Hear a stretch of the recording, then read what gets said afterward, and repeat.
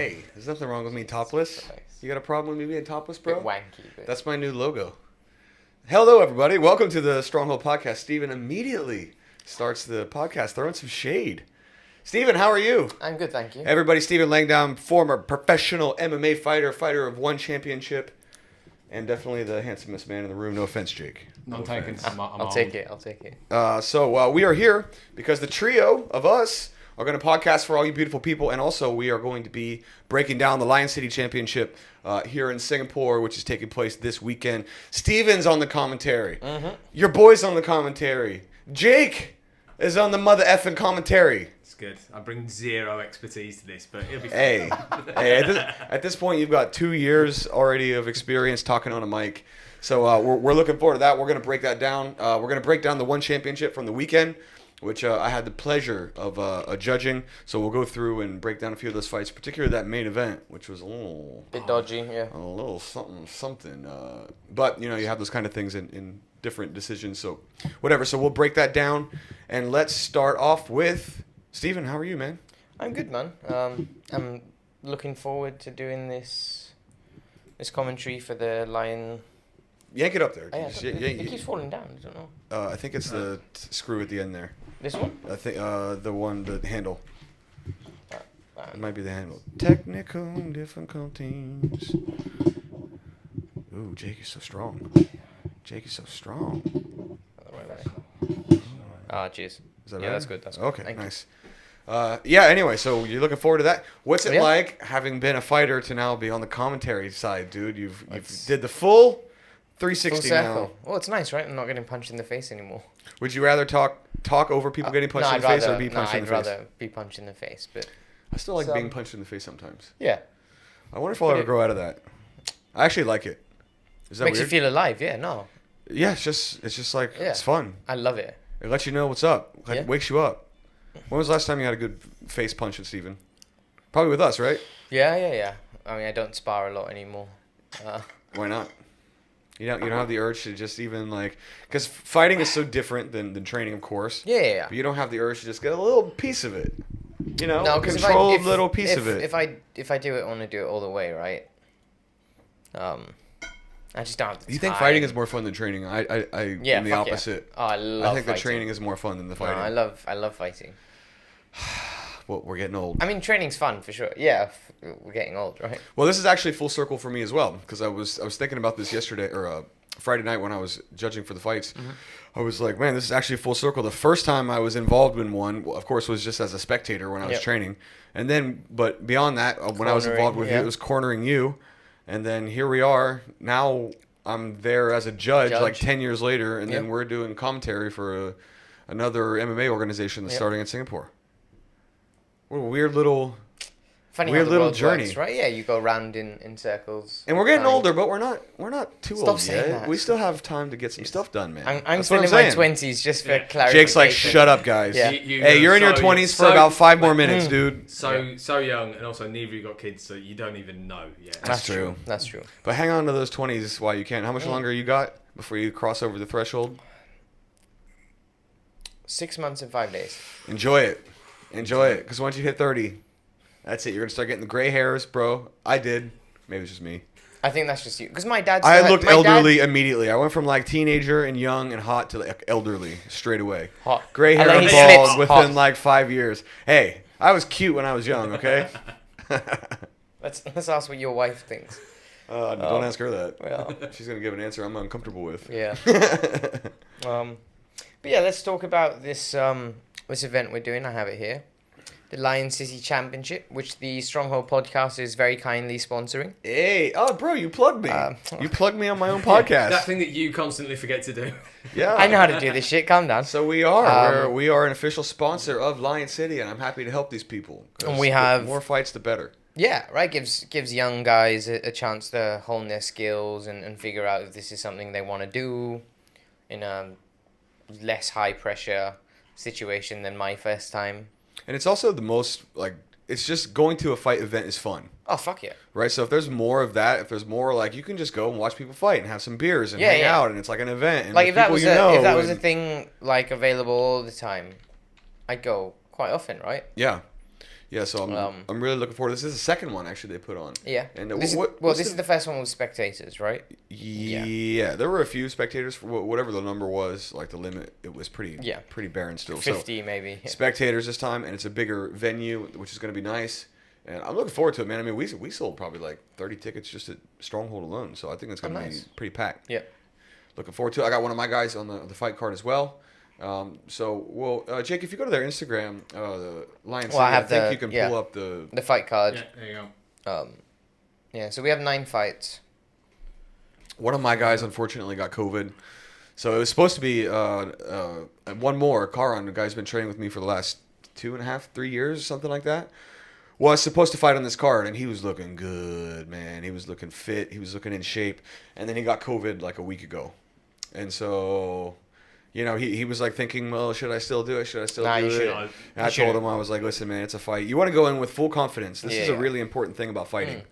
Is you need to know that when you stepped in there that you did all the work. And you don't want to get hurt, right? I mean, sure, but also when you're fighting. But from a confidence perspective, right? Like, I mean, you as a fighter know that if you go in and knowing that you put the work in and you didn't cheat and you didn't you feel good about it. It gives you the confidence to go in there and really let yourself go. If you've undertrained or something's happened or other things are in your mind, much more likely to break, much more likely to have an off night, a bad performance. You'll break a lot sooner, right? Plus, you're playing with your health. Outs. Yeah. And you're playing with your health above, most importantly, right? So you don't need to be doing that. So they replaced, I think, him with a kickboxing. There's a kickboxing fight. Yeah. A guy from Evolve and a guy from. I got it. From Evolve and from Fighter Fitness. Yeah, why don't you? Okay, so that's the kickboxing. So that's fight that's the kickboxing one. Can you read that out, Jake? I can't see it from here. Young Lion Risers, strawweight kickboxing, David Koo versus Yang Hong Wei. Which is hilarious because my student who's also fighting on this card is also called David Koo. I was confused by that. Wait a minute. Yeah, two fights in a night. I was like, I saw the name and I was like, what? You're doing this again? So the first one's your guy, yeah? Yeah, the first one is the MMA fight is one of my guys. Okay. And then so we got this kickboxing fight that was filled in, which is sweet. So now we got some MMA and some kickboxing. Let's just go through that card. So the kickboxing one's the one Jake and I are doing together. No, we're doing the MMA. The flyweight fight at the top of the card. Oh, sorry. Yes. The other David. Sorry. Yeah. The other David. It's not confusing at all. Sorry. So when I'm doing that fight, when I'm cornering David, then Jake is going to pop in and do the commentary. So Stephen, can you go through there and just read these guys' names out? Because as you reminded me very easily when we first came in, I butcher people's names. You can't even say Aloysius. Hold on. Aloysius. I'm still trying, dude. Mate, it's not that hard. His name's fucking Aloysius. Just say it's been 6 months and I'm still trying. Okay, we're going to go through them. Bro, okay, we're going to start. Until then, I'm going to divert to the Singaporean. Okay, we have Colin Tan against David Koo. I'm not going to say full name. Can you shout out the gyms as well? They don't say that. Oh, it doesn't say the gyms on there. Then we have Andy against Kochi. Oh, there's a Japanese guy on here. Okay. Then there's a Firaz against Luwei. I'm not good at Chinese name shit. Then there's a Kaiser against a Boris. This Boris lad looks a bit old, isn't it? And Kaiser fought in the last event. Oh, did he? Okay, because this Boris guy looks pretty old. But he also, I'm taking it by the name, he's Eastern European, so he could be. Yeah, he's probably tough. He's 20. Yeah, it's also possible. I feel like Boris got some dad strength, dude. I mean? Then we have a Sean against a Wai Yan. We have Feng Yi against Joshua. And then that next one was cancelled. Then we have Aloysius against Azahar. And we have Andrea against Zidane, is that his name? Yeah. Andrea and Zidane. Andrea and Zidane in the main event. Yeah. So I'm familiar with a bunch of these guys. A few of them fought on the last one. Like I think Biraj is fighting on this one as well, right? Shindi, the Indian guy, is he fighting on it? No. I thought he was. No. Oh, so they must maybe that got pulled. I think a few fights may have fallen through, but they ended up getting it up there. Anyway, a lot of people getting COVID, I guess. Yeah, the main event's quite interesting. You got Andrea, who I've trained with multiple times because he's one of Major's guys, and our people often cross train. Just like David, my guy, of course, I send him to Major during the days, and he trains with us at night. And Major and I have a really nice collab going on with a lot of the guys that train, including Andrea, who's a beast. The interesting thing about this fight is that Zidane last time main evented when he fought Kai Shang, who was a flyweight. And Wait, Andrea, so he fought what's flyweight 56, and now he's fighting at 70. is it welterweight or is it lightweight? Lightweight. Okay, so it's lightweight. 70. Yeah, but That's still huge. But That's that's a like big- 14 kilos. it's 2 weight classes easily. Like Andrea is way Three, bigger yeah. than Kaishong. Yeah, way bigger. Yeah. And jacked. But what I will say about Zidane is he lost in the first fight against Kaishong, which, by the way, Kaishong just went to Korea and just fucked up Beat the number one Korean flyweight. yep. Yeah. So shout Kaishong out is to fucking. him. And dude, Major was telling me. Major just kept telling me when we went out to have some drinks one night. He was just like, man, Kaishong is. And if Major's really saying that, like Major's objective, he'll straight up tell me his people that suck. Yeah. Like he'll be like, oh, this guy sucks, or this guy's like they're new or whatever. And yeah, I mean, he literally won't hesitate to just say they suck. But this is how people talk to each other at 1 o'clock in the morning after several pints. And Several. And he just kept telling me On that note. Yeah, exactly. He just kept telling me that Kaishong was looking so next level. And that Korean kid was undefeated. How old is he? Who, Kaishong? 25? 24, 25. Something like that. And he's what's his record now? 3 or 4-0. He's only lost to Benedict Ong when he was an amateur. But Ben's also lightweight. Yeah. And so anyway, no, my Ben's a point is that featherweight, Zidane is there's no shame in losing to Kaishong, right? Yeah. But there's a big size difference here, and I believe that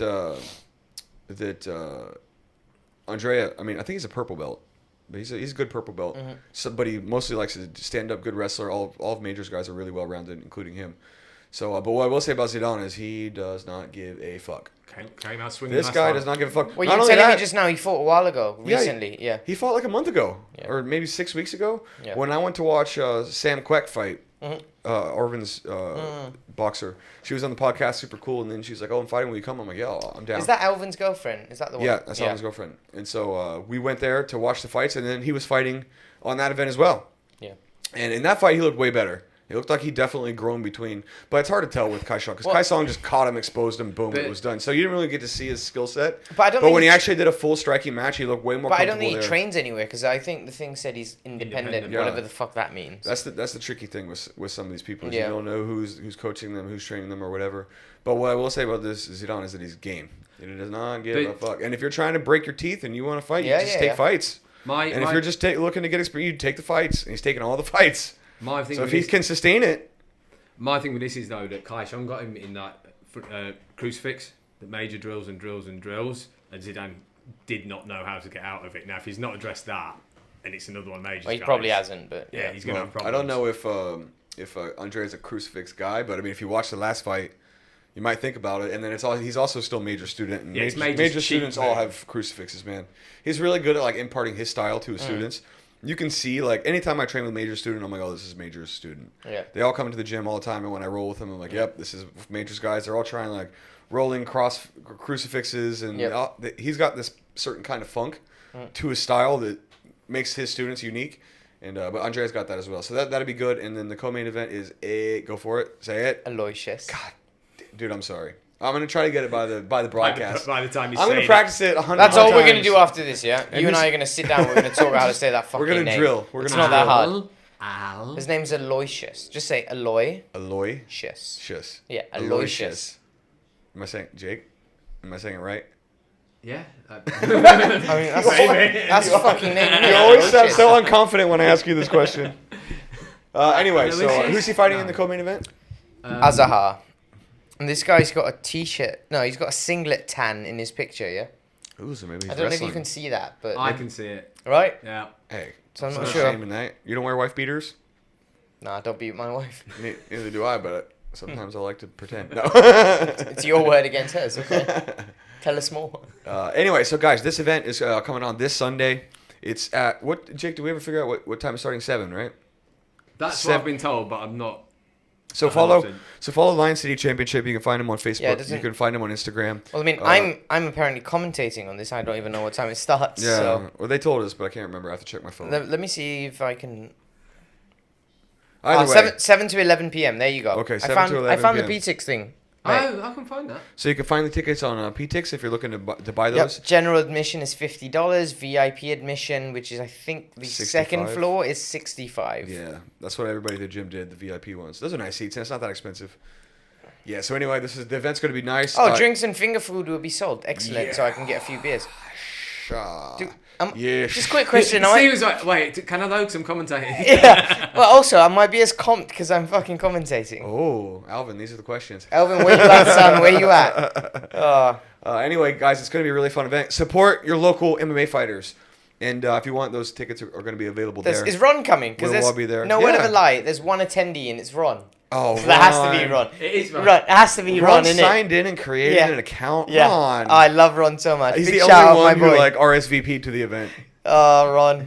Classic Ron. No, but yes, please come out and support, your local fighters. Without events like this, they don't get pathways to bigger shows and bigger events, and they don't get the experience they need. It's just fun. It's You good go to fun. the event, you drink, You you have a watch some few people beers, fight, you get a bit shit-faced. watch some people fights, punching each other in the face. eat some food. That's all you need, right? Hell Fuck yeah, your Netflix, dude. just come out and watch fights. Hell yeah, exactly. So yeah, and we'll all be there, and we'll be chatting it up, and maybe we should do like a public drink fest afterwards somewhere. Like we should do an after party somewhere and just tell everybody. And then Yeah, people fuck it, I'll sort that out. You want to do it? Let's do it. Yeah, why not? We pick a bar, and then we tell everybody. Shout it out the day before, and then we all go there after the event, and have a good time. So Well, I'll have a look at what's around. So check the social medias and we'll update you guys on that. Anyway, let's move on. So the Lion City, you guys got all that sorted. It's going to be awesome. And if you can't make the event will be posted on YouTube later on, and you guys can check that out. And there's a live stream as well, no? Yes, there's a live stream also. So check out the live stream if you're not going to go. It'll be fun. And we moving on to the One Championship on Friday, which we all caught mostly. Steven, you caught a couple of the fights. Jake and I watched them. I was there live. I got to see Road Tang fight from like 5 feet away, which was amazing. He's a scary motherfucker. Yeah. I was like, I saw one of the other judges. I probably, I don't know if I should say this or not, but I saw one of the other. Well, he was a referee, but we sit right next to each other, right? The judges and the referees, and the referee like went right up to the cage and was like watching the fight, and I was like, am I allowed to like go right up to it? Like right up to it. Well, wait to find out. I don't know how close I'm legally allowed to get. Like, am I like allowed to put my head right next to the chain? I don't know how close I'm allowed to, but I'm close enough to touch it. Anyway, the point is one of the refs went real close, and then like when Road Tang's fight was going on, I was like, I'm gonna get as close as I think that it's acceptable for me to get close because I'm so pumped to watch Road Tang fight live. Close enough to get the blood on you. Dude. And by the way, there's a lot of blood. Oh man, his elbows were nasty. Yeah. Apparently, I heard this in the back that he broke his hand. Ah. That's why he started switching and throwing more clinching and elbows. But dude, by the end of that fight, the guy that he fought was just gushing, butchered. A few of them. There was another fight too where there was just tons and tons of blood. The guy didn't answer the bell afterward. Can't remember what fight that was. Oh, he put on his stool, yeah? Yeah. But he was smashed. He had a huge. Was that the co-main? The co-main. Was that the co-main? The co-main. Yeah. Right. Yes. Yeah, Exactly. Yes, that's right. Yeah. So that, which was crazy, man, because when you hear those elbows slapping off live, whoo. And when they hit just on the eyebrow, right? That shit just splits open and blood trickles in. You can't see because you're constantly doing that. You're poking it, you're rubbing it. Yeah. And it scores highly because it looks bad, right? Superficial damage is a very high scoring criteria in one. Yeah. Because the damage is like accumulated damage and superficial damage, and so when like actual superficial like cuts and stuff is a part of the criteria, and it's scored very highly. So when you see a cut like that, you immediately think this is a Major's theory about why Tiff lost to Panda in the second fight, because she had blood all over her rash because she wore face a white. Was pretty fucked, yeah. She wore a white rash guard. Her face was busted up and everything. And even if you look at who did more, you could say whatever, but in that one category alone, for sure, she scored higher, right? In just the superficial damage. Yeah. So a few fights, one had a few of those. And I mean, any quick thoughts about one? Did anything stand out, Jake? After the whole event? Just a brilliant card. No MMA on the main card. It was all kickboxing.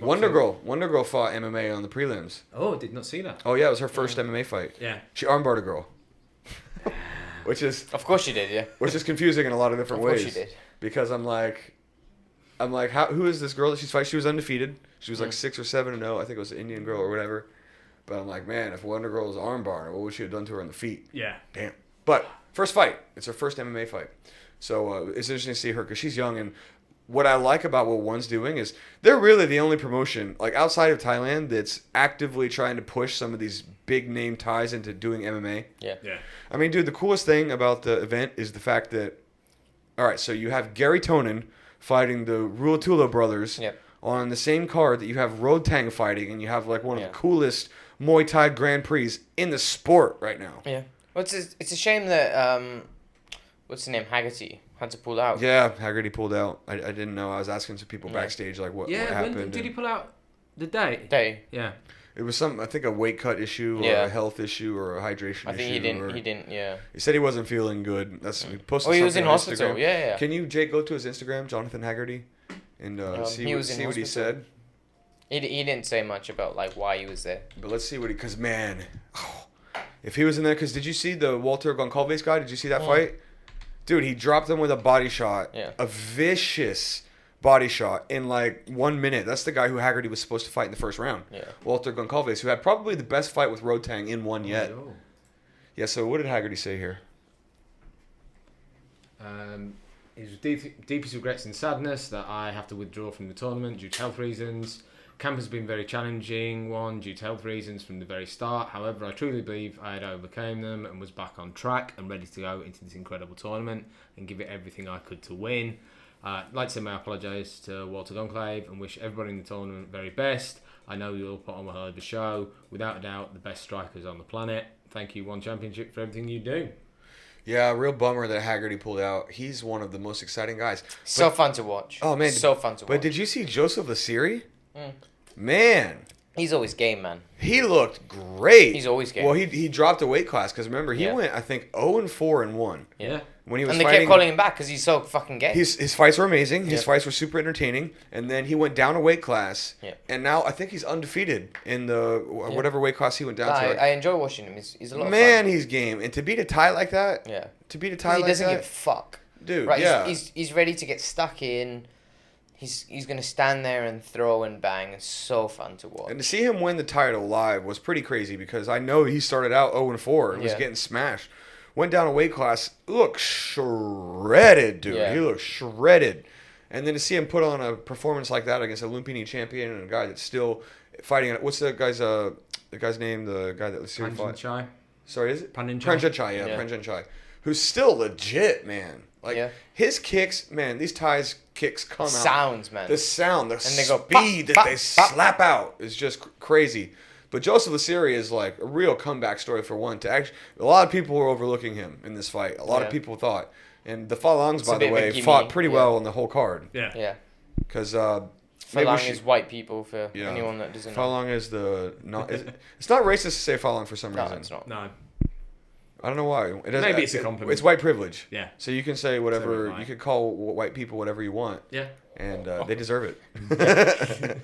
You've had your day in For the the sun. Yeah. The crime of whiteness. Let's go to the main event then, because this is the one, and then I'll talk a little bit about the Are BJJ you allowed, fights and to stuff. show the highlights or anything? No. I don't know. I've never asked that know. question. Maybe because I work. Nah. Nah, I don't Wait, know. it's on I'm free not gonna to push air, my no? luck. I'm not gonna push my luck. It's on YouTube, but Yeah, it's free to air, so I don't know. But I'm not gonna. I'm not push gonna my get luck. you in trouble. God. Yeah. Anyway, so we'll let's go to that main event. Jake, did you see the main event? Yep. Who did you think won? Definitely. The French fighter, right? Vigneault. Vigneault, Yeah. without shadow of doubt. Do you think it was pretty clear? The one thing you have to keep in mind is that there was the knockdown, so that's 2 rounds up right away. Okay, it's a 5-round fight. You get a 10-8, yeah. So the question is, could you make an argument that he won 1 or 2 rounds? That Petchmorakot. Well, he's doing a But lot of he's a- sweeping, right? He's he's doing a lot of scored- sweeping. Dude, he kept sweeping him over and over. Fight, just fight. Yeah, but here's the thing about sweeps. First of all, it is really hard to sweep ties. Their balance after kicking is Yeah. just impeccable, and he kept doing it, and he kept doing it. And the second thing is, when you're fighting a kicker like that, if you want to stop them from kicking you, you got to respond Yeah. to the kicks. You either got to hammer punches right down the pipe, or you got to catch them and dump them, so it makes them Yeah. a little bit hesitant to kick. To throw, yeah. So, I mean, that is a proper strategy, and he kept dumping him, and kept dumping him, and He kept dumped dumping him. him 3 times in a minute, and I think the 3rd round or something like that. To be fair, they don't score that high. Yeah. It's more of like a tactic to. First of all, they're dynamic. They look great. They should score higher, in my opinion. Yeah. But they look amazing. It's super dynamic when Yeah. you see them, and it has a visceral effect on the fight because it makes you not want to kick when people keep tripping you. But this is my Yeah. issue with that one. That was the 3rd round. He swept him 3 times in the first minute of that round. And I think he got him a couple more times, like 5 times. But that was also the round he got put down in. Yeah. And see, like, all right, he's been put down, but you've not put him out. Like, I thought, is it then a 10-8? to me, and I wasn't judging the kickboxing or the Muay Thai. I'm only doing the MMA and the Jiu-Jitsu.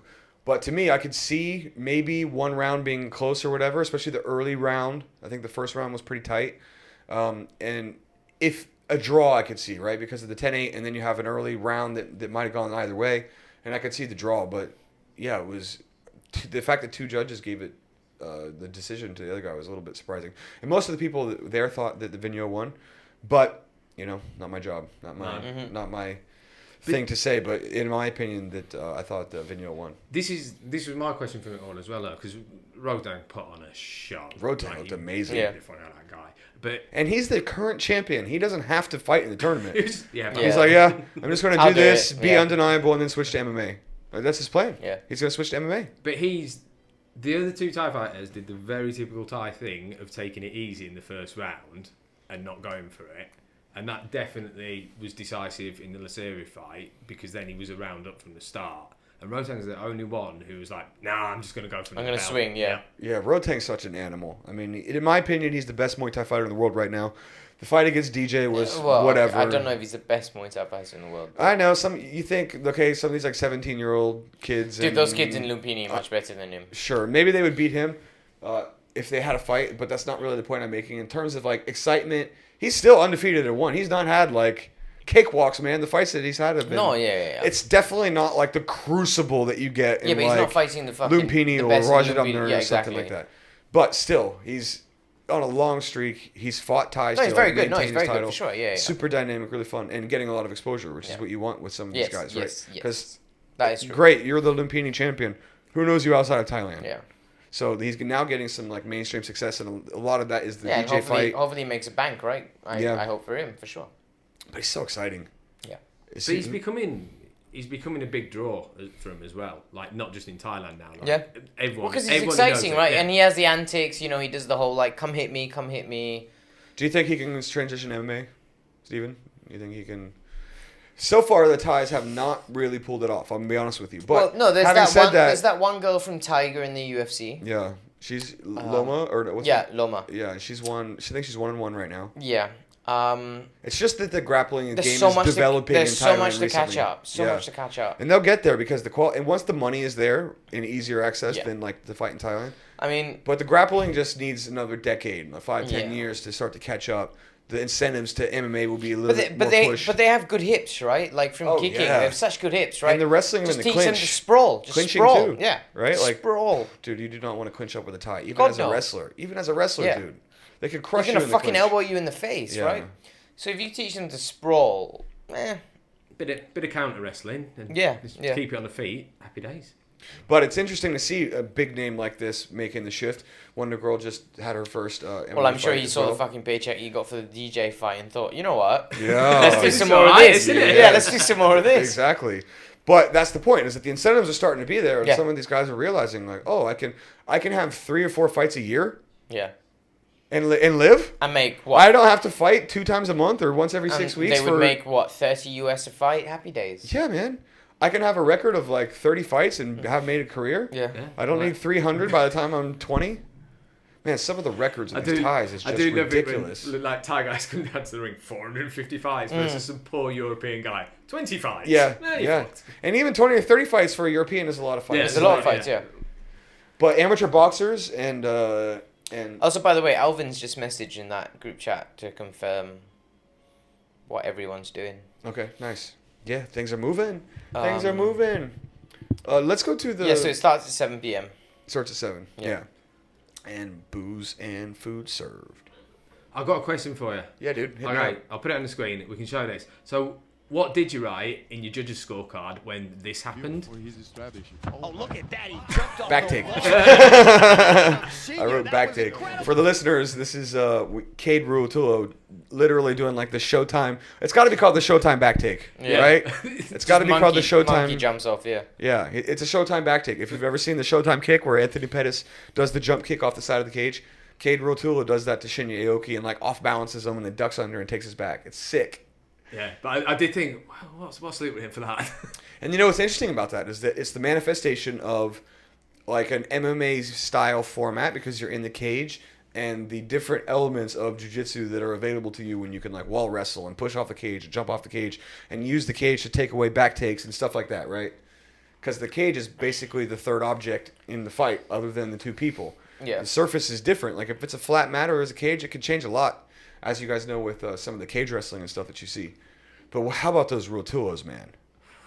These kids are amazing. How old are they? 18, 19? Fucking hell. They are amazing. Did you see any of the like one's promotional videos on them where they're training from like 4 years old, where having like their little white belts as little kids, like Indy when you brought her into Stronghold, like that size. Both of them training, and they've been training up all the way through, and they're just darsing and buggy choking everybody. It's crazy. I never even knew what a buggy choke was. Do you know what a buggy choke is, Steven? You don't even know. I have no idea. You fought in one championship. You don't know what a buggy choke is. Jake, I know you know because you're into that weird shit. I'm in side control again. Here we go. So a buggy choke. Jake, can you pull up a video of a buggy choke, please? Yeah, go and show me. It's a choke that you can hit from... Have you seen him hit it from the back now? So I'll give you a little inside advice. You might be able to hear it on the broadcast, but Ty is in Cade's corner when he's fighting Shinya. And he was having the back, and I kept seeing Cade like reach around and try to grab his leg in this weird way. And Ty was trying to tell him, he wouldn't say it. He wouldn't say buggy choke. So he's like, you know what to do for me. He's like, go for it. It's there. It's there. And I keep seeing that he's trying to do the buggy choke from the back. And then he almost got him with it from the close guard. And normally people hit it from the side control. Like the bottom side control. It's an arm triangle that you hit with your legs from the bottom side control. Okay. And they're crushing people with it. So I'm trying to find and now they're starting to find all these little different positions you can hit from, like the side control, bottom side mount. And that combined with their Darce game, man, they've been darsing everybody. Darces have been around for years, but the Ruotolos have just mastered hitting it in high-level competition. Yeah, maybe like a GIF or something on Google might be the move, Jake. If you go to images, you can click GIFs. Okay, you guys keep going. I'm going to run to the bathroom. Let's try to find this. Yeah, let's have a look at... Because I've got long, lanky legs, so I love shit like this. You got to have, what you probably got is like serious hip flexibility to hit it now. Yeah. I can't find it. It's annoying. How do I go to GIF? Size, type. There we go. Type, GIF. Maybe if we just got a buggy choke. But yeah, he's. Did you watch any of the grappling? No, I don't watch a lot of the grappling. I can't say it's my favourite thing. I'm a much bigger fan of just people punching and kicking absolutely in the face. It's way more fun. But yeah, the grappling was interesting. But back to my point I was making. Did Shinya lose? Yeah. Yeah. And but then Tonan lost as well. Tonan lost in a was minute. That I saw. Yeah, I saw that Tonan lost. I didn't see the Shinya one. One of these has got. Shinya lose decision? Because now they've started doing like. What's the thing they do now with grappling decisions? What one? Yeah. What's that new thing they've added? Yeah, so close something or another. Catches. They call them catches. Yeah. So catch is just like a near submission attempt. I got P. Yeah, go for it. And so basically, anyway, did you guys check out that buggy choke? We can't find it. Oh, we can't find it. Okay, so let me just break down what the buggy choke is, and then I'll go over the one thing for the grappling. So a buggy choke is basically when it's a arm triangle. It's a leg and arm triangle, right? If you're imagining yourself and you're in the bottom side control, I'm sure most of the people listening to this podcast have, because they're BJJ people, know what a buggy choke is. But just in case, it's basically a choke where the most common iteration I saw of it was from the side control, the bottom side. I think that's where they first started hitting it. And basically, you just feed your leg over to your arm, and you grab your bicep, and then you start to like use your lat and your shoulder pressure against one side of their neck. Someone got one last week, and I can't remember whether it was in Bellator or the UFC. Wasn't it in the UFC? I would have seen a buggy choke. Choke. It was in Bellator. Maybe you can go to pull up an Instagram or something like that. But anyways, this new choke that's just been hitting, like people have been finding it, and now people are really starting to get systems. They're getting systems in to hit these buggy chokes. And man, it's a really threatening choke. It kind of reminds me of like when the Twister started coming around. You remember like when the Korean Zombie hit it in the UFC? Yeah. And then you started to see like a buggy choke a Twister go mainstream. And these buggy chokes, it's the first new like submission that I've seen since... Oh yeah, here you go. Right. You find one? Yeah. Yeah, someone hit one. Yeah, I saw this one. Last week. Yeah. Let's take a look. Bring it up. Make sure there's no volume, please. So we just to finish, like we don't want to like watch the fight. So we see the position. Yeah, so you can see how he just like it's an arm triangle where he's got his arm trapped up against the side of his leg. Oh yeah, it's just nasty. And Cade had it on Aoki in the end of that fight from the close guard. It looked like he was going to break his own bloody ankle pulling it that hard. I know. That's what I worry about because the way you pull it, it seems like it's going to be like tear your ACL or something like that. So yeah, Stephen, here's the buggy choke. When they go to ground.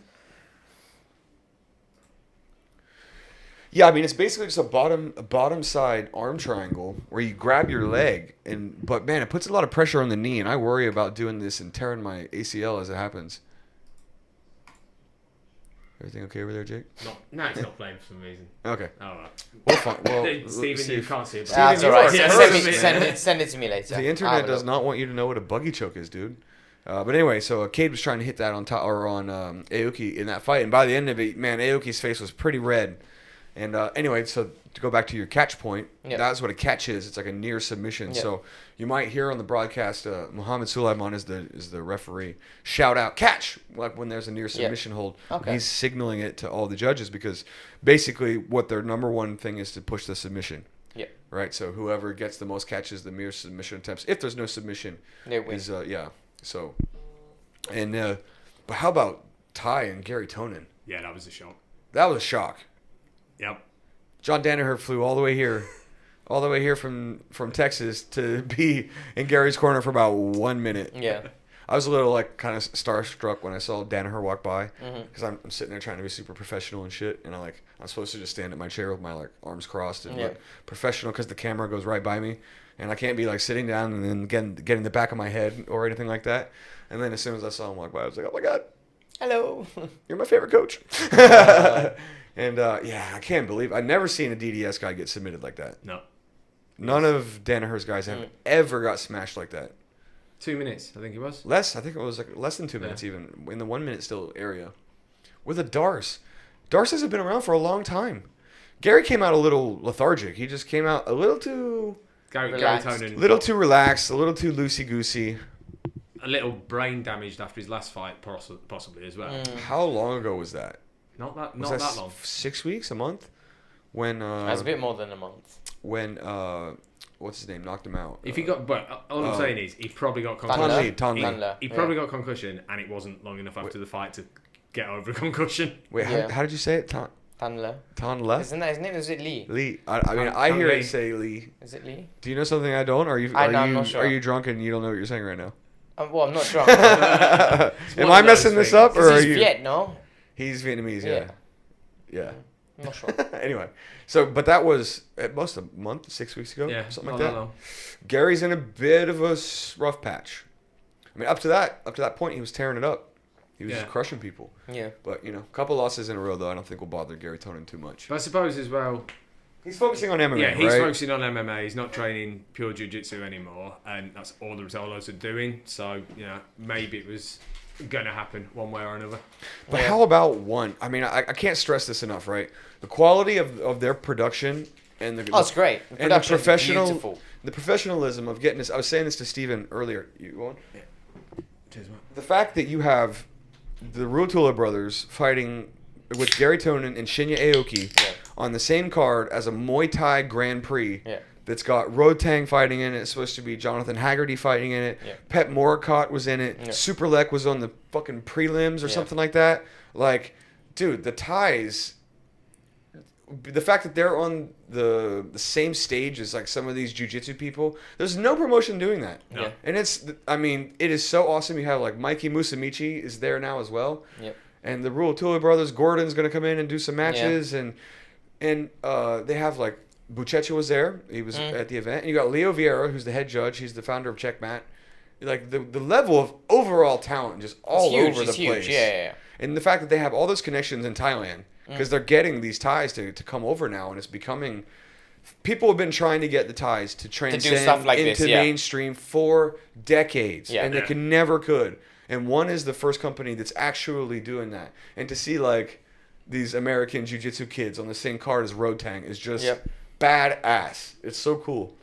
But it was it was a hyper exciting card. It's not an MMA card, so like the UFC today, by all accounts, was Boring. a bit drab. Oh, the one was better than the UFC. Yeah. This week. Yeah, for sure. Yeah, and this card was hella exciting. Action all the way through in like the entire main card. Every fight was a good fight. You're like, yo, this is sweet. That Muay Thai tournament is sick. Yeah. And those BJJ matches were nice. This one was nicer than the last one because I think the last event I had to judge like 10 fights. 9 or 10, something like that. So I'm working pretty much the whole event. show, and then every now and again I have a fight off or whatever. This one was the opposite. I think I did 4 or 5 or something like that. Yeah. Yep. So I got to watch most of it. And Yep. then I just have like the best seats in the house. Yeah. I'm a fan. I'm like, I don't know how appropriate it is for me to yell and scream and I'll be Yeah. like, oh shit! And like, when crazy stuff happens in the fight, but I can't help myself. And Yeah. then I look around and everybody else is doing it too. And I'm like, okay, So I Fair, yeah. I think we're all good here. I can be a fan still and be professional, right? Like, but yeah, the whole card was sick. Was trying to think of the big standout moment was probably just Ty's Darce choke. That was nasty. And Walter Goncalves' body shot. I don't know if you managed to see that. No. He's the guy that filled in for Yeah. Haggerty. He was Yeah. supposed to fight him. Yeah. And they brought this guy in last minute who Goncalves just crushed with a body shot. I think a liver shot. Just sent him hurling. Packing, yeah. And if I'm not mistaken, that guy got pulled out on a stretcher. From Oh, a liver shot. Yeah. From a liver Yeah. shot. That's not a good That's sign. not fun. Oh, if you get hit in the liver so hard, You're like, oh, you no. gotta get pulled out on a you've- stretcher. If you've never been hit in the liver, then you Stephen, don't know. as a professional fighter, what is the worst place to get hit in your experience? Crotch. Okay, legal place. Oh, liver. Liver. Liver, because your body shuts down, right? What's worse to you, the solar plexus or the liver? Liver. Because the solar plexus hurts quite quick, but you can rally. You can't rally from the liver, right? Because it just you fold like a house of cards. Yeah, when you get hit in the liver, your body goes fetal. Yeah. But when you get hit in the solar plexus, I can't breathe. I can't inhale. You can't inhale. Yeah. And but you you kind can of rally. But you can rally panic pretty quick. Yes. It makes me panic when I can't inhale. So then I get that fight or flight response in my head. Yeah. And you know what? Yeah. And then you're like, oh shit, am I dying? Like, do I need to, you know? Who was it? Someone walked off a liver shot. It was Chandler or someone like that. Got caught plush, and somehow it's the only time I've seen it done. Walked it off. If you shell up and you get, I mean, it just depends on how you get. If you get hit perfect, it's brutal. Stephen, I was going to ask you this: what's the worst shot you got hit with in a fight? The hardest shot or the most painful shot? Is there one that stands out? Yeah, I think he throws big left hook. And the last guy I fought when he knocked me down. Haley. Yeah, Alatang Haley. He's fighting in the UFC now. Yeah. Is he undefeated in the UFC? No, He lost I think one. He's like 4-1. But he's a good, real he's good. Chinese prospect, man. He's mad. He's so good. Yeah, I got hit by a left hook in that second round, and I just felt my body go. Was it on the chin or like the eye? On or the chin, yeah. Those are the ones. And then I was just like, yeah. Your legs go shoop, and you're like, Yeah. oh god, And I can hear the ref saying, "Fight back," and I'm like, "I'm trying, dude. I'm trying. I'm really trying here." my legs aren't working. Yeah. Yeah, I mean he's a real prospect. Nice, and he's a nice guy as well. Can you pull him up, Jake? We mentioned him on the podcast before. Yeah. But real Chinese prospect that Stephen got a piece of early on in his What's their name? both of their careers. Oh, good luck. with that. ALA. ALA. TNG. HEILI. Alatang Haley is his name. But I think he's probably the biggest rising prospect out of China, beyond, of course, like Song Yudong or something who's already established, right?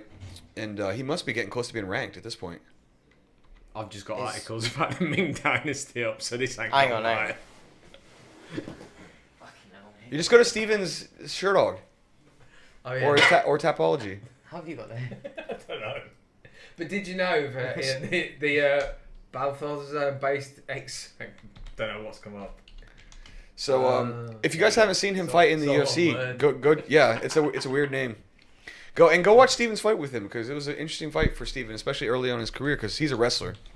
Or he was. I got dumped a lot. Yeah. He still is, but I mean, wrestling was his bread and butter. And Yeah, was he's a vicious wrestler. Mongolian wrestling champ. That was not fun. Just getting thrown over on your head over and over again. Man, when you get a good wrestler ragdolling you, it's a not It's not fun feeling. It was not a good night. Because it just feels like you can never get them off of you. Yeah. And Every time I got up, and then he just dumped me again. That's the thing, because those good wrestlers, they just mat return you over and over, Yeah. and you did build back up to your base several times and managed to get back up And to then your just feet. get thrown again. But then they're stuck right to you again. Yeah. Yeah, so why don't you throw him up there on the main screen? So this is Altang Ali. This is his UFC career. From UFC, win, loss, Ryan draw, Benoit. win. Who'd he lose to? Casey Kenny. Oh, Casey Kenny's good though. Yeah. Casey Kenny, what was it? Decision or? Decision. Yeah. Unanimous. Okay. I mean, Casey Kenny's good. Yeah. He just fought Dominic Cruz. Yeah. So there's no shame in that loss. And how old is he? He's a year older than me, I think. 30. Okay. Okay, so he's in his prime right now. Yeah.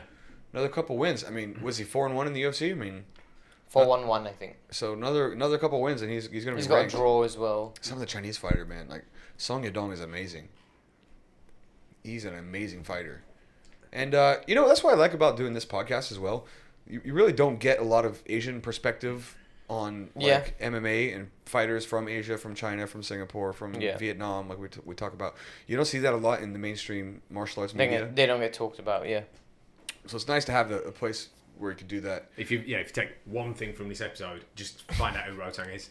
Like, Yeah. go watch his fight. Yeah, go watch Rotang, man. Good fun. And go watch Stephen's fight with Altang. That was a good fight, man. No, it's good, yeah. That was a good little scrap. You know, he kind of overwhelmed you and swarmed you and stuff, but you had some moments there. You landed some shots on him. You got back up to your feet. That was, what, your third fight or your fourth fight? Fourth fight. Yeah, so, I mean, you're fighting a pretty fucking good guy. You're fighting he's in the someone, UFC now, so... Yeah, fighting someone whose nickname is the Mongolian Knight. Yeah. I'd be like, no, I Yeah, don't. not for me. Yeah, I'm not. And your fourth fight ever. You didn't even fight... Yeah. No, I'm before sure that. nothing, yeah. No, in case people haven't told the story, Stephen, tell the story of the lead up to your very first ever fight against another human. Yeah, I got signed by One Championship off video. Oh, you YouTube generation. Yeah. And they were like, "Do you want to fight?" I was like, "Yeah, fuck it, why not?" And did you know how to fight? Is the question. Well, I mean, At the kind time? of. You'd heard of it, yeah. Yeah. I mean, okay. I've been in enough like pub scraps and done enough sparring, I guess. How long had you trained for that up to that point? 2 years. 2 years, okay. Yeah, 2 years. But the last year I was training like 2-3 days every day. Yeah, and then I just got in the cage. I remember walking to that cage just thinking, what the fuck am I doing? Yeah, you have a kind of surreal moment, don't Yeah. you, on your way out? When where you're standing in the back. Maybe I should just not do this. What moment for you was the most surreal? Was there one that stands out? Like, is it the Yeah, walk when- at the back? The walk. As the curtain's about to open when they start playing your song. Yeah. That's And when you're it like, oh peaks. shit, I gotta go. And then you just walk out, right? And once you get in the cage, something else, adrenaline just takes over, right? You're not actually thinking about it anymore. It's just, let's fuck around and find out, which is how I like to live my life. Yeah, that part where you're back behind the curtain waiting until the curtain opens. Where it's still a bit silent. There's still, There's like maybe 1 to 2 minutes before you're up. Yeah. And you're just kind of sat back there waiting for the curtain to open. That's where it peaks for me. I even get nervous like when you guys fight, right? Like, Yeah, when my yeah. students and shit fight, I'm like this weekend when David fights, I'm gonna still be like, oh, fuck. Because every time, that's kind of the addictive thing. I guess you get the same sort of vicarious feeling as a coach as you do as a fighter because you're invested in your people. Yeah, of course, yeah. But you do feel that. You feel that nerves, and you're like, oh shit, here we go. Yeah, now imagine how that guy feels, right? And for you, at least, it would have been crazy too because back then you had fans. Like, there's tons of people screaming in the. 10,000 people. My first fight, 10,000 people, Singapore Indoor Stadium. Most people's first fight is like outside a bar with some asshole at 2 a.m. like wasted. Yeah. But yeah, you jump in the deep end and fuck around and find out. It's good fun. I wouldn't do it another way. Yeah, it's hard to get rid of that feeling. Hey, Yeah. it's hard Well, to match that feeling. To just give another shout out to Lion City, right? When in my day there were no other fights, right? There was no amateur fights. There was no other avenue for me to try it, right? It was just go fight on this big show. Unless you went to like Thailand or something. Yeah, you had to leave pretty much. Yeah. They would have kickboxing fights and like little things here and A there. little bit here and there, but even then, they were real so few MMA, and far between. Yeah. Yeah, and it wasn't consistent, and it wasn't No, like a it place wasn't. where you could build something. Yeah, and there's like none of that. have something to train for every 3 months, every 6 months. 2012. Yeah. Oh 10 yeah. years ago. Oh, dude, were you the second or third I was Singaporean? the third Singaporean. So who was before you? Radim. and what's his name? The guy that got KO'd by Gianni Suba. Bruce. The guy from Impact. I think his name's Bruce. Bruce. Maybe you can find that. Can you go to Gianni? Let's go into the Singaporean history of MMA fighters. I think his name's Bruce. Bruce Lowe, I want to say, maybe. I'm probably wrong here. Who's the guy that beat Major? That got right when Major got off the couch. He was heavy, and they just gave him a fight last minute, and he went in and fought and like got, Singaporean? Yeah, I think he was Singaporean.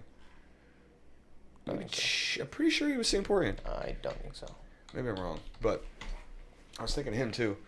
Because so you're the third professional I think I'm the fighter from Singapore yeah. to fight in one, and so pretty much to fight any major organization. Gianni Suba. Just go on Gianni Suba's Tapology. Yeah, and then from there we can figure it out. I can't remember his name. I want to shout you out, bro. I want to shout out these Singaporean MMA I'm pretty pioneers. sure his name is Bruce. Here we go. What year was that? 2012 when you fought? 12. So Redeem would have been like 2010, something like that? 11. So you're about... No, it's like his second or third fight. All the way down. Bruce Lowe. There you go. Bruce Lowe. He's Singaporean? Yeah. Shout out to you, Bruce Lowe. Is he still fighting? Did he cook his thing? Let's see. He was like 38 when he fought Gianni. Oh, he's one of those guys. What's his record? Oh, yeah, Impact.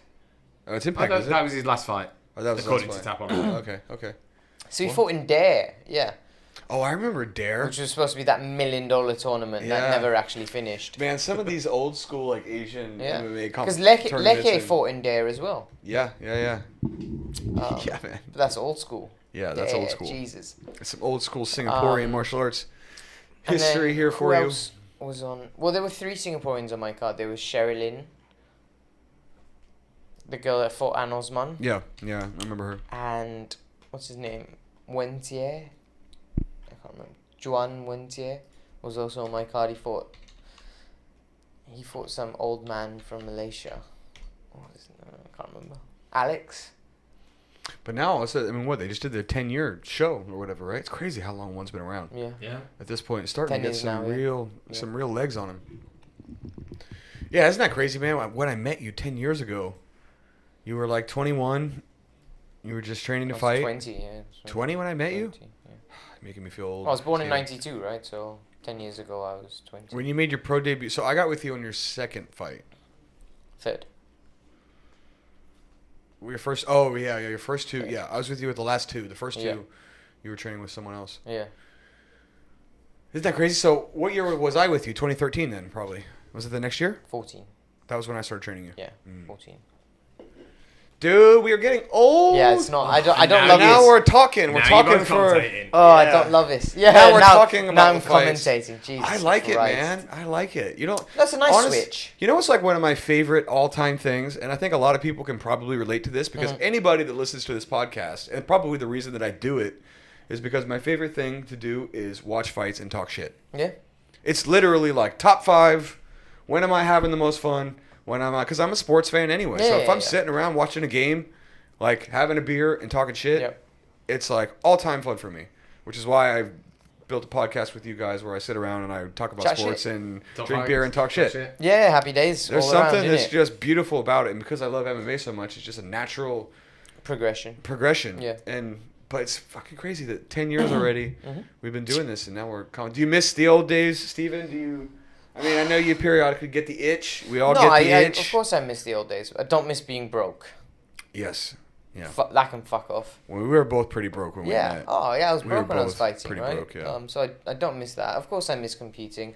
Right, I'm a very competitive person. Do you romanticize those old days of being broke and young and sexy and training all the time, and all you had to worry about was all you had to do, right? Hanging out with Krunoy while he crushed you for a couple hours a day, and then rolling with me, and that was pretty much it. I mean, I'm glad I did it.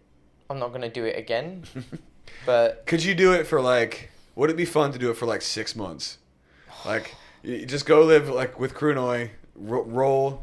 A couple months. Honestly, if I didn't tap into this real quick and see what's up. If I didn't live in Singapore, maybe, but just because of how expensive it is here, if you shelf your life for 6 months, It's a lot of time, Yeah. right? If you Yeah, want to you're talk a, about you're like a workaholic, so buying you a can't do that. house, yeah. I think there are other things in my life I want to achieve. Yeah. I think back to, so I wasn't fighting in my early 20s. I was a musician, and Yep. I think back to that, and that was. We all make great career choices, by the way. Yeah. look how Podcasting, professional fighter, musician. If you're listening to We're this, all a bunch go of to law assholes. school. Yeah, just go to law school. Exactly. Go to law school. Doctor or lawyer. There's my kids' options. What do yeah. you want to be when you grow up? Oh, I want to be a vet. That doesn't sound like lawyer. Yeah. But I was a muso, so I spent all my time driving around Europe in a van, partying. But if someone said to me now, like, "Oh, you can go back to that for 6 months," I'd just be like, "No, I don't want to die." What time would you like to go back that to? If you were going to try to get a little slice of nostalgia, how would you do it? I don't know. I do one night. One night? last gig. One last gig. One last gig. One last gig. Oh, yeah, that's what? the thing for musicians, right? Yeah. One more gig. One last gig. This is the one. I do one more fight, right? Like that. Yeah, that's I your don't want to last do gig. 6 months. I do one last gig. I don't know what the fight equivalent of it is, but someone out of the blue messaged me on Facebook who I went to university with. Like, I wasn't even really mates with him or anything, but I was like, yeah, I'll accept your friend request. Now, remember, he's the same age as me. Yeah. So he's maybe a couple of years younger, but he's 40, and he's just started a new band, and they've just released a new album. How old is he? He's 40, and then I looked at the promo pictures of him, and like he's dressed like a young person, but he's clearly, you're like, mate, you're 40. Just what let are it you- go, yeah, let like, it you're go. done. Yeah. Like, if I was gonna come back to music, I'd be like, right, I'm going to be in a Green Day covers band, and I'm going to pretend I'm Billy Joe Armstrong for a few hours. Not, I'm going to write an album and record it and do all the promo. And you got to sell tickets and all that. Who's the Glover Teixeira of music? Who like really pulled it off late? And like universally. Right. I'm going to find a loved caveat late. here. He was loved already, but then people forgot about him altogether. Johnny motherfucking Cash. Yeah. Like, I for the first time this weekend, I heard his version of Neil Young's Heart of Gold. Oh yeah. Oh my god. Oh yeah. I mean, even Hurt, was he 70 when Hurt came out, when he did that cover of the 9 Inch Nails song? Yep. What? And that's a legendary cover song, like all-time legendary cover song. And he's like in his 70s. Yeah. That picture of him high as fuck eating cake. Can you pull that up? If you guys have not seen, first of all, if you've never listened to Johnny Cash, I'm pretty sure it's not the most popular thing in Singapore. But if you've never listened to Johnny Cash, you should throw in some good old outlaw country Johnny Cash. And but there's this picture of him where he is high as fuck, hiding in a bush with a face full of cake, looking up at the camera like it's the greatest moment of his like a raccoon who's got spotted like hoarding the food. That's truly living your best life. Oh man. Yeah. Throw that up, Jake. I've never actually seen this. You've never seen this picture? No. Oh, this is throw that up with me. Yeah. Look at the. If you're Google this if you're listening to this podcast. Just Look Johnny at Cash his cake. face. He looks so devilishly happy. He's also high as a kite. Oh That's another story. yeah. Oh yeah. He's so high, just sitting. It's the best tasting cake that man's ever had his entire life. I'm just looking at. I've had that feeling in my life. It's just like, this is brilliant. Yeah. This. So you know. Best food you ever tasted, man. The Holi religious festival in India where they film, doesn't it? So the first year I ever went to that. So basically, there's a drink you have called Pang, and if you look what's in it, you'll understand my story more. Yep. But I didn't know what was in it and drank like 4 of them. And What is it? It's like a lassi with a special ingredient in it that I did not know this, and I drank 4 of them, and I was covered in all this. Oh, paint. natural remedy, a little herbs and spices. Yeah, covered in all this paint, and the paint started like turning silver for some reason. And we were driving home in the cab, and I was just staring at myself in the mirror, just looking back at myself, thinking, "I'm so beautiful. I'm so beautiful. I should paint myself silver all Happy the days. time." Yeah, happy I days. should paint myself Fuck silver now. so I look beautiful. that was my face on that day. That's your Johnny Cash face. Johnny Cash moment. Yeah. You've never seen the Johnny Cash eating cake? Oh man, there's some crazy ones of like Hunter S. Thompson and stuff you can see too. Like, Have you seen the? We're going off track now. Have you seen? yeah, we're going way off track. That's I don't okay. know. How did we get here? Yeah. Have you seen the Elvis high on coke doing kung fu? Oh yeah. That's brilliant. Oh man, I mean one of his last shows, he does this version of on piano of Elvis. What's the name of that song? I mean, he's clearly like coked out of his mind, sweating profusely, barely alert. He like bangs his head on the mic while he's like, huh, and just like keeps hitting his head on the mic like that, and then but just rips out this like stomachy, bellowy version of the song. It's amazing, and he literally is forgetting it halfway through, but he's still just nailing it. And they're like, oh, Elvis, and even at his worst, like at his lowest, was just still crushing it. Now, for anyone who's thinking, beautiful picture of Elvis in the mind now. Young boy, really good looking. No, this is the Elvis we meet. This is the Elvis I'm talking about. Yeah. This Look Elvis. at how many chins he has. Yeah. Elvis lived hard, man. Lived hard. And that dude got a lot of the ladies, even in his later days. Yep. Even looking like that, that's how good a singer he was. Yeah. Yeah. Yeah. Died on a toilet, right? Yeah. Him and The Doors, Jim Morrison. Also died in the bathroom. He was a bath, wasn't he? Bathroom, Yeah, yeah. bathroom. Both died in the bathroom. How old was Elvis when he died? I don't know. I can't remember. But listen, Elvis still holds up.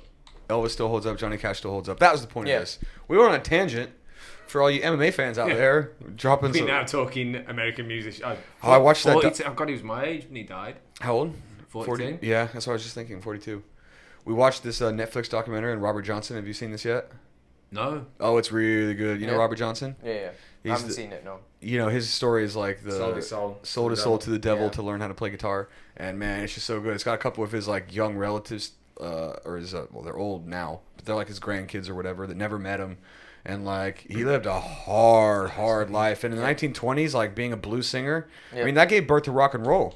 Yeah. I mean Robert Johnson gave birth to rock and roll, and he got poisoned because he was sleeping with some dude's wife at a bar.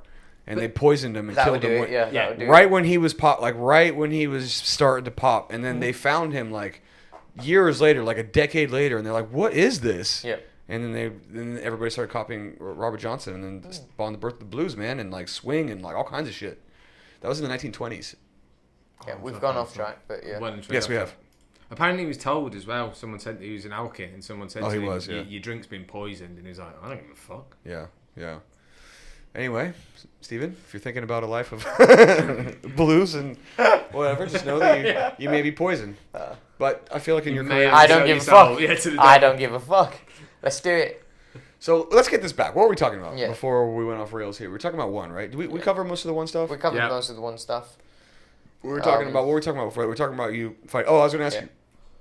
What's like is there like a moment in particular that stands out from your fighting career where you're like, oh yeah, that was the one. That was the... I think the soccer kick on Raymond Tan in Malaysia was the icing on the cake for sure. Yeah. That is a highlight reel. Yeah. Knockout, yeah. Definitely. That's the one you go, I'll remember that forever. Yeah, that was a crazy fight.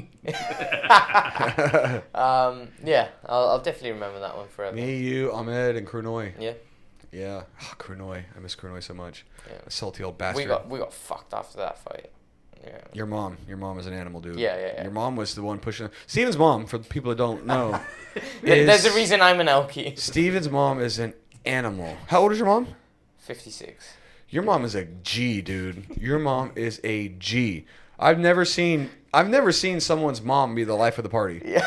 Steven's mom is like buying everybody a drink. Like, come on, let's go. What are you doing? Chatting around everybody. Yeah. Your mom's holding court, dude. Yeah. When your mom's like out with people drinking shit, she's holding court. Yep. I'm like, wow, this is a force of nature, man. Yep. Like, and you just got to embrace it, right? I love your mom. You have to go with it. Your mom is like all the best kinds of crazy. Yep.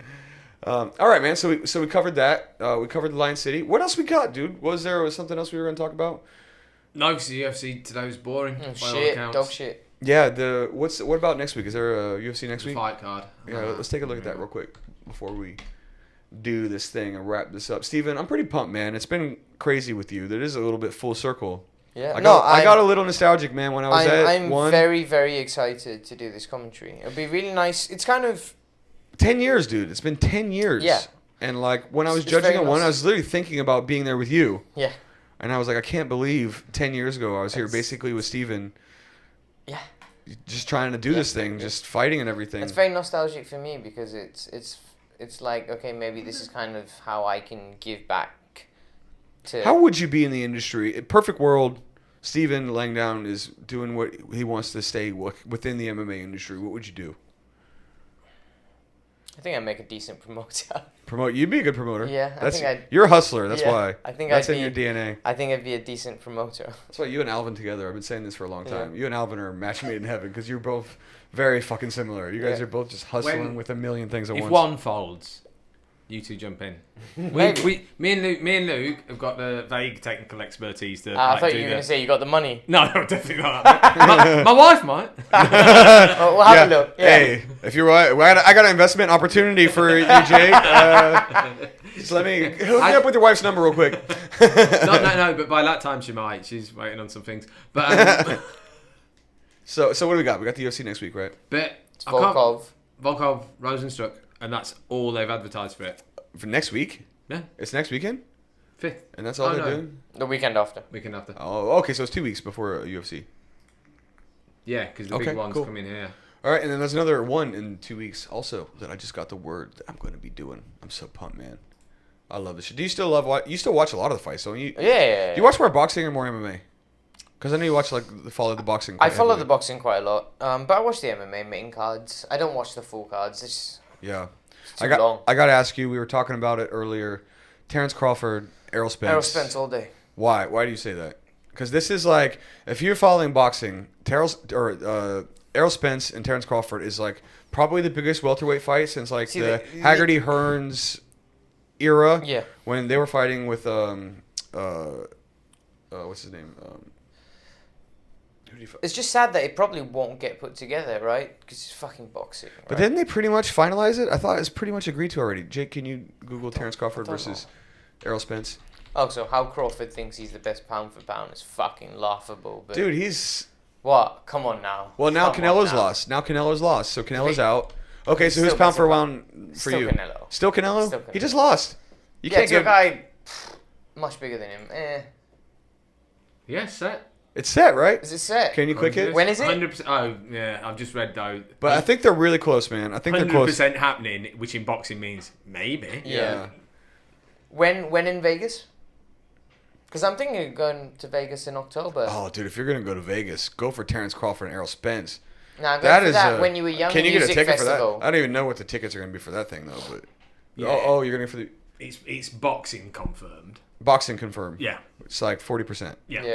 Okay. Well, we'll see. Okay, but so what are your thoughts on this? Because I mean, both guys. This is the best. Got a good jab. This is the best one since like the Roberto Duran, Sugar Ray Leonard, yeah, Marvin Hagler era when they were all welterweights, chomping at the bit. Yep.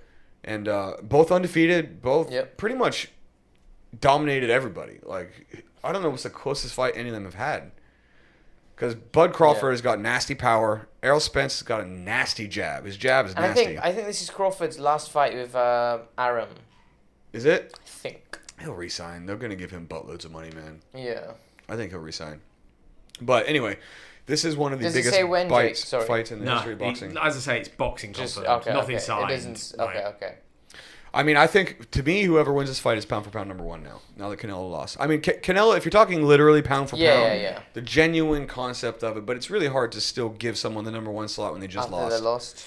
They lost. When taking a big step up, still. Plus, you know who I'm going to say. Pound for pound. Tyson Fury. Tyson Fury, yeah. Well, he's got the most pound for pounds, for sure. Yeah. Most pounds per square inch. Far and away. Apparently, he's still training. That's what I saw that. Yeah. Still said he's training. He might still be training to do something mental, like not a boxing match. He's going to fight Ngannou. In MMA gloves. For like $1 zillion, right? Can't blame him. Yeah, and with no boxing promoters attached to it. Yeah. Because his contract is up, right? He's retired. That's why he's retired. He's not actually done fighting. The WBC want him to give the belt back. He can just say he's retired so he gets out of these contracts and then he'll go. Ngannou's out of contract as well. Who's that? Ngannou's out of contract. Yeah. He's going to so be. They'll make bank in that case. But I think Dana will have to re-sign him, and then the UFC will want a piece of that for sure. For sure. Which, let's do it. I mean, we all know who's going to win. There's really no question. There's no question. No. But I still want to see it. I still want to see it. I know what you're saying about he has to re-sign for the UFC, but if you're Ngannou, I'd just be like, but I could have all that lovely money for myself. It'd be the biggest payday I'm going to make, and then I don't have to ride fight off into anymore. the sunset. Ride off into the sunset, 100%. It's probably, Stephen, how many paychecks do you reckon a fight versus Tyson Fury is per UFC fights? Like, you got one Tyson Fury, how many fights is he going to have to do in the UFC to make that amount of money? 20. Dude, yeah. I mean, 10 conservatively, right? Yeah. Super conservative. He's probably going to make 50 million, 30 to 50 million if he I went fights. 40 to 2. 40 mil boxing, 2 mil Yeah, UFC. right. So 20x. Dude, you might be fucking right. It might Yeah. be 20 times. Yeah. Just do that. It might be 40 to 20 2, times. Listen, if you're Francis, fuck, I never really thought about it like Francis, that. if you're listening, Wow. if you're listening, If you've just not fucking do thought the about one fight. this, yeah, when Dana comes to you and goes, Tell him to get Wow. fucked. 20. You might be right about that, man. I was thinking that might be too I think liberal, I think but- it's closer to 20 than it is to 10. Yeah, you actually Yeah. might. I'm really processing it now, Yeah. and I'm like, shit. Now that I'm saying it out loud, See, this is why damn. Luke keeps me in his life. That's why Luke has a business. Steven's the money man. Yeah, Steven's Yeah. the money I man. just tell him what to do. He does it. I'm the concept guy. Steven's the nuts and bolts of the operation.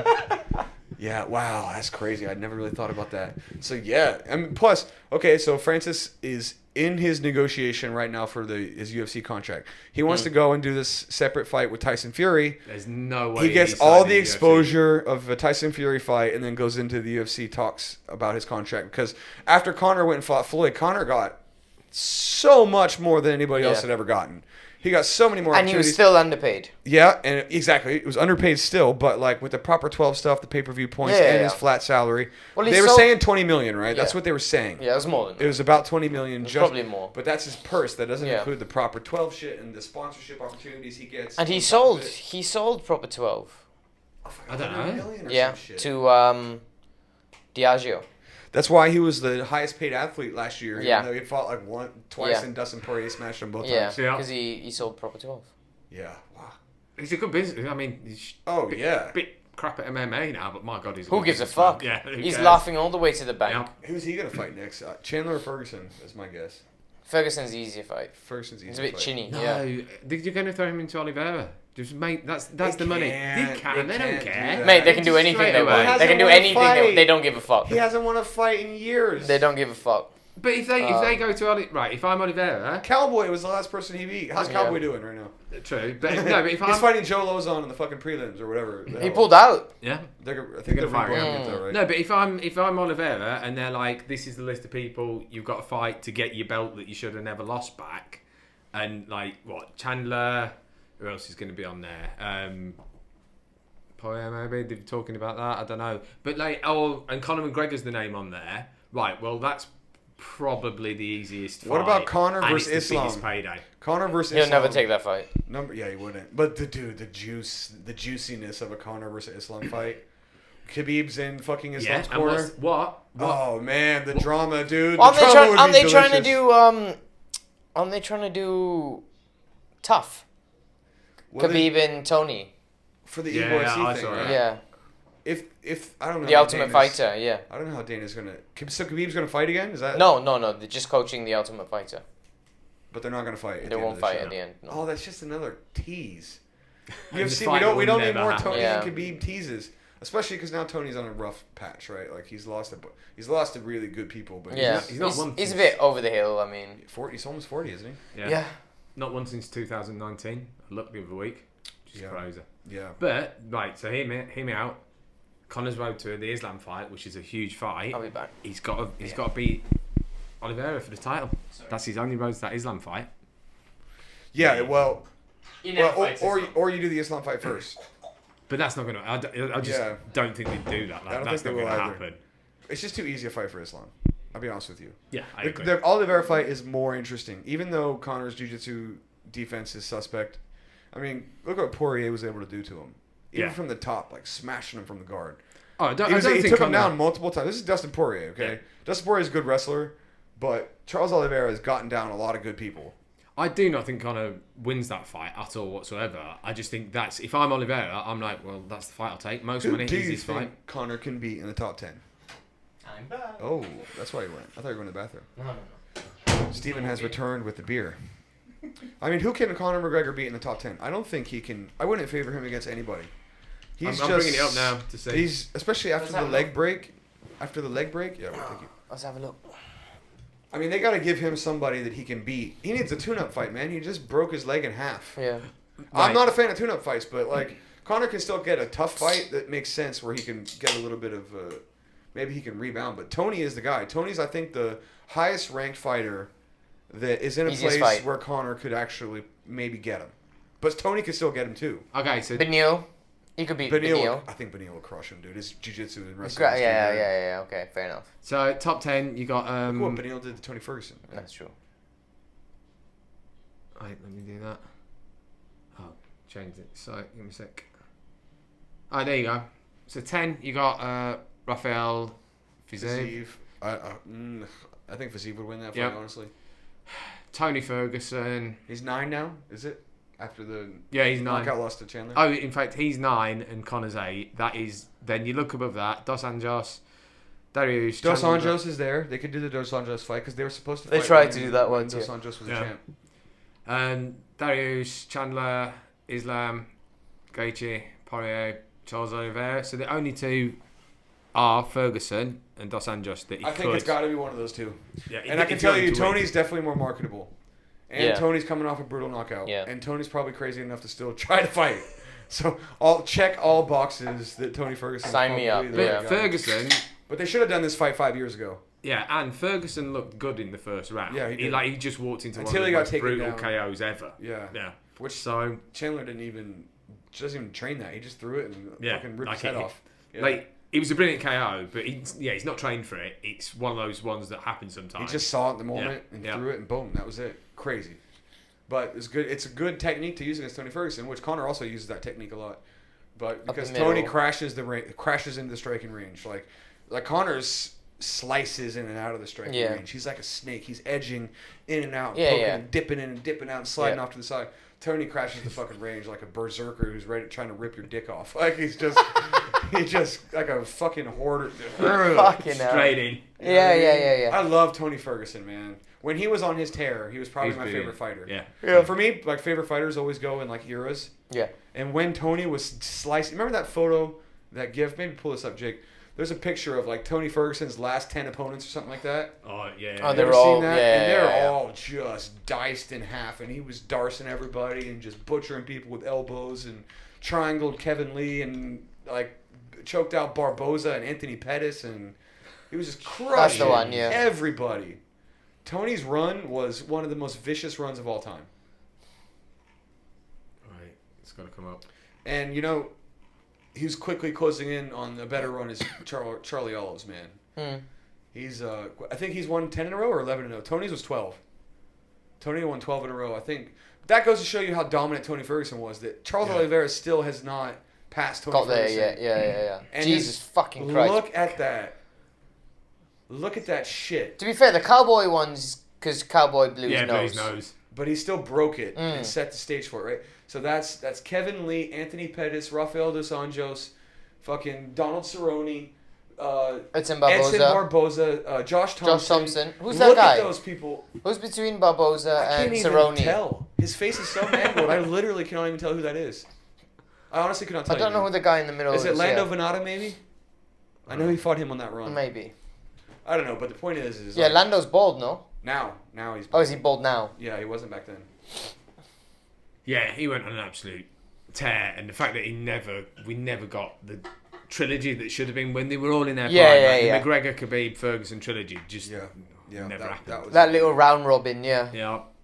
and probably the most the worst MMA injury of all time to really destroy one of the greatest events, right? Because like Tony Ferguson Yeah. was on his run, blew his knee out, Tripping over a cable. tripping over innit? cable, Yeah. and then he came back. Like within 9 months, he came back super fast. Having And fought Pettis, but like having less fixed than a his year. knee himself. Yeah. It's just like, oh man, such a missed opportunity with those three. But yeah, so it's got to be for Conor. It's got to be Dos Anjos or Tony Ferguson, I think.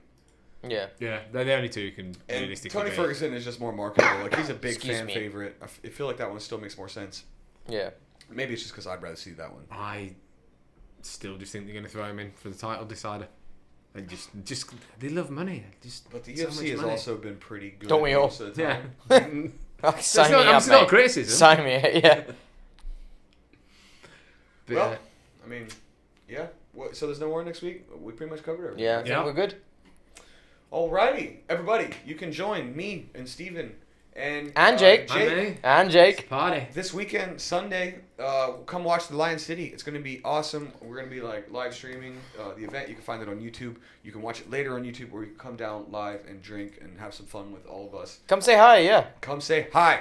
Good fights. It's going to be great. We're going to break it down. And then next week, Jake, I reckon we bring in whoever wins in some cool fight. Maybe on 2 weeks. Who's that? No, because next week we're literally doing the Lion City. Oh, Have to be the week after. Yeah. Oh yeah. Okay, so I guess no podcast next week. Yeah. So the weekend after that, we'll do the podcast and Yep. we'll bring in somebody, whoever has an awesome fight, and we'll chat some more then. So until then, Stephen Langdown, my brother. Thank you for being here with us, everyone. Yes. Jake, Remember, the Lion City, sponsored by Stronghold the Podcast. Stronghold Podcast. I put Singapore's top MMA podcast on the promotion, and I don't know if I'm lying or not. Wait, what Because did you put? My bar is admittedly low anyway. So, and I'm like, is this a lie or is this true?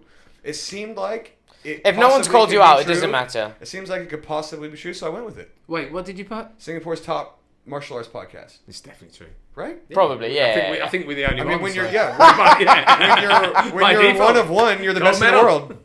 Okay, so can we say that we're obviously the number one podcast in the world I'll for say it. very specific Singaporean Very specific MMA market. I'll fucking say it. martial Let's arts do it. market? Yeah. Fuck yeah, number one. Woo! Thank you, ladies and gentlemen, for making us the number one podcast in Singapore for martial arts, as I so have declared.